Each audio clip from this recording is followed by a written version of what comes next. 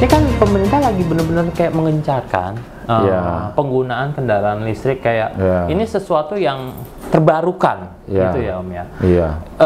Ini kayak kalau menurut aku nih kayak abai terhadap pesepeda atau pengguna sepeda itu yang benar-benar konkret. Oh, Anda baru sadar kalau diabaikan? Oh, oke. Ini makanya aku minta tanggapannya Om Putut nih. Kalau aku sih ngerasa diabaikan, menurut Om Putut gimana nih? Iya. Mohon maaf, kalau saya harus sampaikan sesuatu yang nggak enak, bahwa sadar atau tidak kita ini sudah dijebak untuk menikmati kemacetan, untuk menikmati polusi udara, untuk menikmati tingginya angka kecelakaan lalu lintas. Loh, kok dijebak? Lah tuh iya, dari dulu sampai hari ini tuh kebijakan-kebijakan pemerintah yang di sisi sektor transportasi ya itu lebih mengarah kepada car centric gitu, mengutamakan penggunaan mobil, motor gitu ya. Jadi lebih ke sana. Nah, ini sedikit harapan baik ketika pemerintah sadar satu polusi udara, oke ganti listrik. Ya tapi batu baranya nggak dirubah. Ya tetap sama aja. Jumlahnya tidak dibatasi dan lain sebagainya gitu. Jadi kalau bicara abai, ya mohon maaf saya harus sampaikan bahwa kita diabaikan. Undang-undangnya sudah ada, betul. Kan sudah ada undang-undang, sudah ada peraturan menteri, sudah ada surat edaran perguruan. Ya implementasinya mana? Berapa persen? Saya ambil contoh lah misalnya. Hari ini saya bersepeda seperti biasanya 24,5 kilo rumah ke kantor saya. Tadi saya ngelup sebentar jadi 35 ya. Ya, aku lihat Instagramnya Om Putut. Karena saya ada walkout sedikit lah gitu. Satu pun nggak ada jalur sepeda. Itu yang menyedihkan. Dari rumah ke sini. Terus bicara trotoar, cuman beberapa puluh meter saja gitu.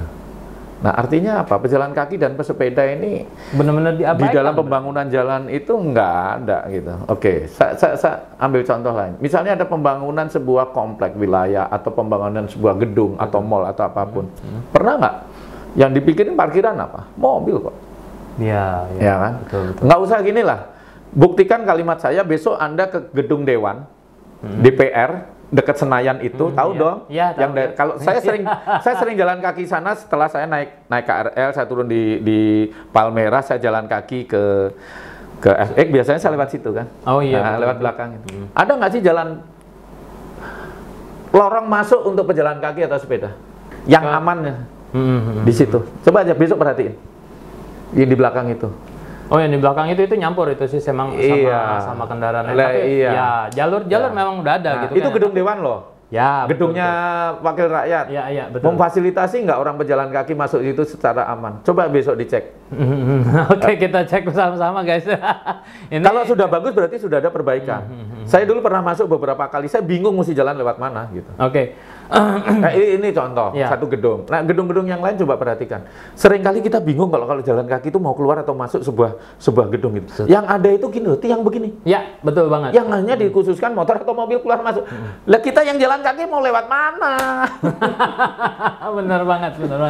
Ya ini kalau kita ngomongin polusi udara, terus kaitannya dengan mobil listrik tadi, apa motor listrik segala macam, ya aksesnya dulu aja kita juga susah. Jadi kalau pertanyaannya diabaikan, ya mohon maaf saya harus bilang bahwa kita seringkali diabaikan. Berarti lebih seringkali diabaikan, artinya ada juga yang tidak mengabaikan. Ya betul.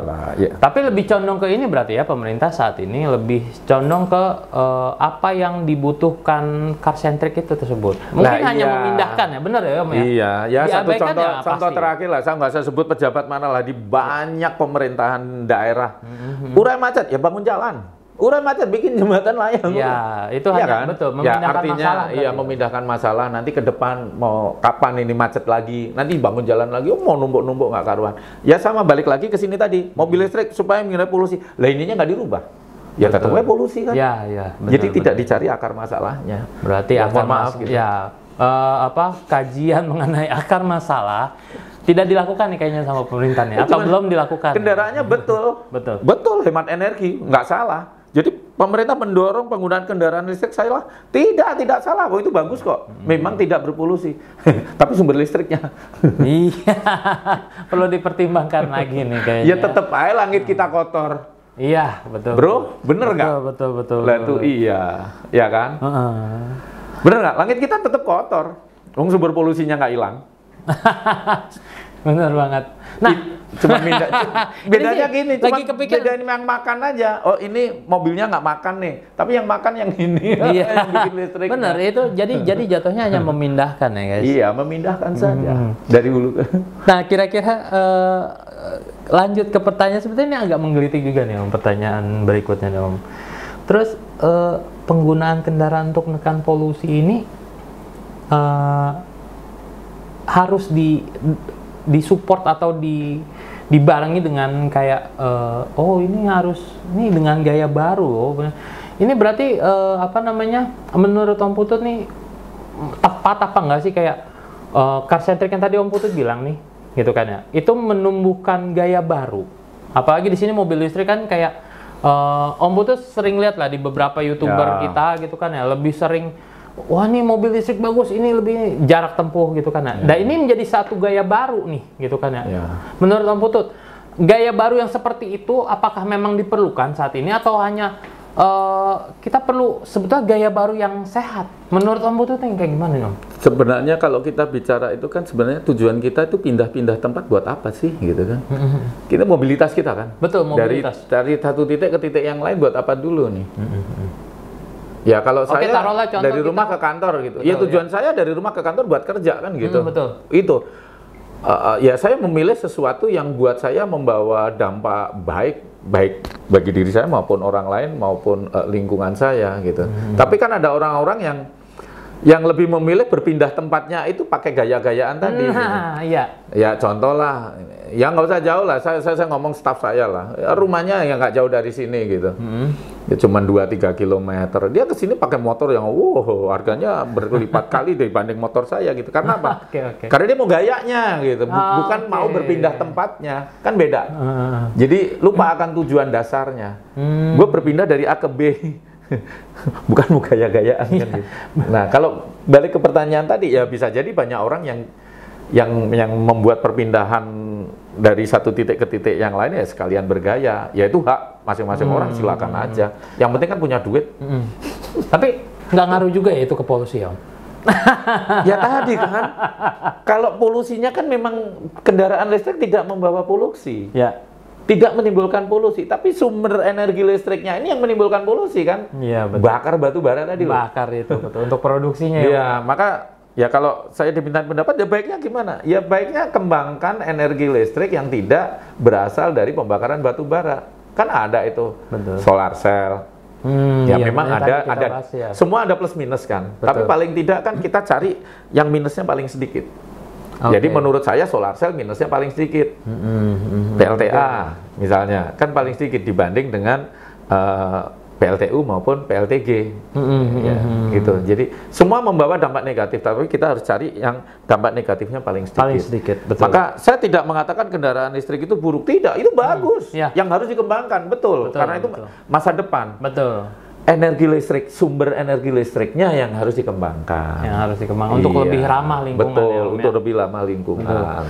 Nah ini udah berapa menit nih? Ini nggak terasa nih kita udah lumayan juga nih pertanyaan. Ya nggak apa-apa, makin lama kan bayaran saya makin tinggi. Tanya dong. Ya. Ini ada yang mau nanya. Bayar berapa? Anda kan bukan hostnya dia. Ini kan banyak nih Om menteri-menteri kita yang dalam tanda kutip terkait dengan produksi baterai. Ya. Nah, apakah memang ini salah satu konflik of interest dari elektrifikasi di Indonesia Om? Iya, aku nggak meneliti karena aku tidak punya kemampuan meneliti yang sejauh itu. Ya bisa jadi, bisa iya, bisa enggak. Aku nggak berani ngomong. Nanti ini fitnah judulnya. Tapi kan kalau kita bicara ini kan bisnis baru, artinya ada pertambangan nikel. Dimainkannya oleh petinggi-petinggi ini bukan pemerintah yang maksudnya yang megang kuasa untuk bisa menjual atau bisa membuat produksi itu ngambilnya dari sisi gaya ya guys gitu kan. Jadi lifestyle. Betul, lifestyle. Padahal bersepeda itu gaya banget. Nah, itu yang udah kita bilang berkali-kali. Pakai helm kan keren. Betul banget.